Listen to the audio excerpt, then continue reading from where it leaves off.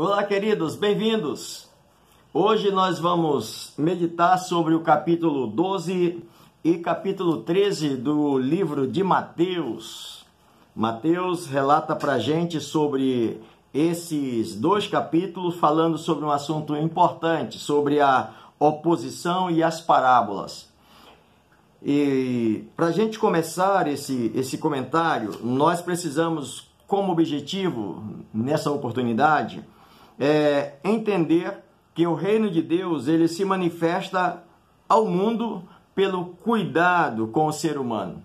Como quando a gente olha, o reino de Deus está presente em algum lugar? Sim. Quando a gente vê cuidados especiais com alguém que precisa, quando a gente vê a igreja trabalhando, se importando, quem sabe com o menos favorecido, a gente então pode ter uma conclusão, ou chegar a uma conclusão, o reino de Deus está aí. Porque o reino de Deus ele se manifesta desta forma, se preocupando em atender o menos favorecido. E também nós precisamos compreender que a igreja ela deve ser reconhecida como pelo seu trabalho missionário. A igreja de Cristo Jesus, ela deva ser reconhecida pelo trabalho missionário. Quando você ver uma igreja que não se preocupa com a obra missionária, que não se preocupa em fazer nada além das quatro paredes, nada além do seu cantinho ali, essa igreja não deve ser reconhecida como uma igreja que cumpre o ID de Jesus, fazendo então a proclamação do reino de Deus. Mas nós precisamos também reconhecer que o evangelho ele transforma o crente e ele capacita para essa evangelização. Então, de repente, você que está me ouvindo e dizendo, eu não tenho dom para isso, eu não tenho condições para isso, pois nesse capítulo de Mateus 12, 13, ele dá uma impressão muito clara de que Deus é que capacita cada um de nós para esse serviço, para esta missão.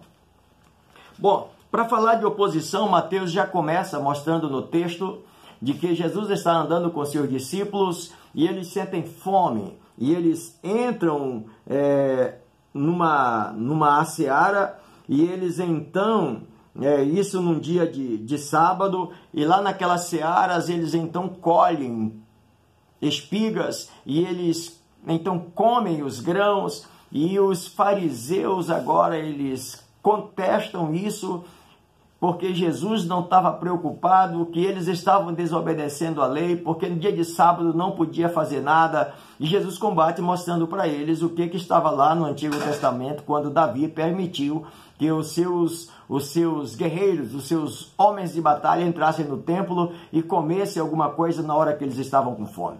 Bom, mas logo em seguida Jesus cura um homem que estava com a mão ressequida e novamente os fariseus vêm para cima. Jesus novamente rebate dizendo, olha, vocês soltam o rebanho de vocês, as ovelhas, para irem ao pasto no dia de sábado, mas vocês não permitem que eu cure uma pessoa no dia de sábado.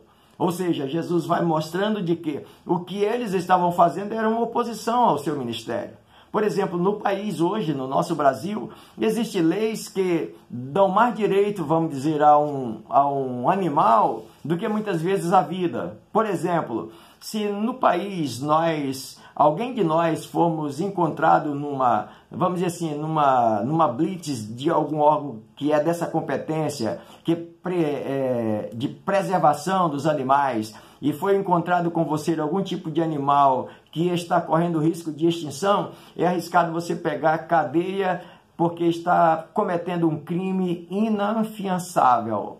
Mas se uma mulher resolver abortar o seu filho, matar o filho no seu ventre, isso não agride a lei ampara. O que é isso, pastor? É que nós observamos que hoje, nos dias que nós estamos vivendo, nós também temos essas oposições. Enquanto a gente, como igreja, luta pelo reino de Deus, pelo bem-estar das pessoas, pelo bem à vida, mas existem leis que muitas vezes querem nos massacrar e fazer com que a gente fique calados. Escute uma coisa, à luz da palavra de Deus, Jesus estava mostrando de que as parábolas de Jesus que ele contava e que as pessoas não conseguiam entender, aqui nós vemos a oposição, mas logo no capítulo 13 nós vamos ver as parábolas de Jesus. E as parábolas de Jesus, ele colocava as parábolas porque ele queria chamar a atenção das pessoas para ver se as pessoas tinham interesse de ouvir a sua palavra, e muitas vezes as pessoas não tinham interesse na palavra de Deus. Ainda hoje é assim. Hoje a gente fala da palavra de Deus, às vezes até dentro da igreja, dentro do próprio templo, e às vezes tem pessoas que não estão dando a mínima para o ensinamento da palavra de Deus. Jesus falava por parábola porque a parábola exigia que a pessoa tivesse uma sensibilidade e algum esforço interpretativo para interpretar o que ele queria lhes falar.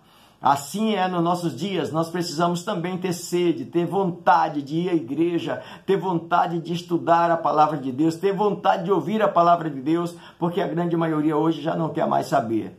Talvez fique diante de um filme de sua preferência, horas assistindo, mas se passar 10 minutos ouvindo a palavra de Deus, parece que já é cansativo demais. Escute, Jesus fala sobre as parábolas do reino de Deus, no capítulo 13, e ele começa falando sobre a parábola do joio, sobre a parábola do grão de mostarda, sobre a parábola do fermento, sobre a parábola do semeador, ainda no capítulo 13, ou seja, ele vai mostrando como assim, pastor? Diz, o reino dos céus é semelhante a um homem que semeia a sua semente, e ele vai semeando a semente à beira do caminho, a semente que cai entre os pedregais, a semente que cai entre os espinhos e a semente que cai em boa terra. Cada um tipo de terreno desse é um tipo de coração que ele estava dizendo. À beira do caminho, coração duro. Entre pedregais, até que a semente nasceu, mas a pessoa não valoriza a palavra de Deus, não tem espaço para que a palavra cresça. Entre espinhos, até que nasceu e cresceu, mas os cuidados, as preocupações com a vida é maior do que com o reino de Deus e a semente fica infrutífera. Mas aí nasce também aquela em boa terra que chega a produzir frutos. Jesus está dizendo que o reino de Deus é assim. Exige espaço para que o reino de Deus progrida e cresça em nós.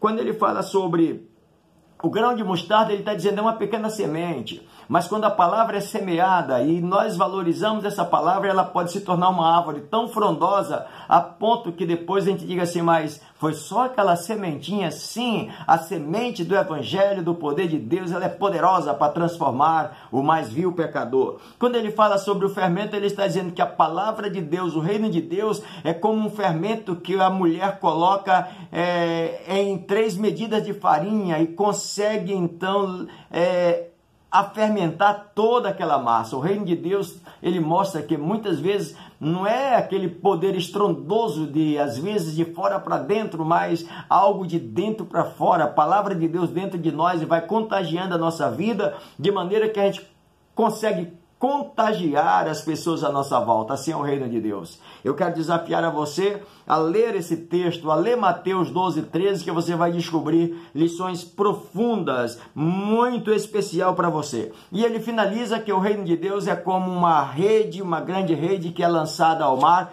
e apanha toda espécie de peixe.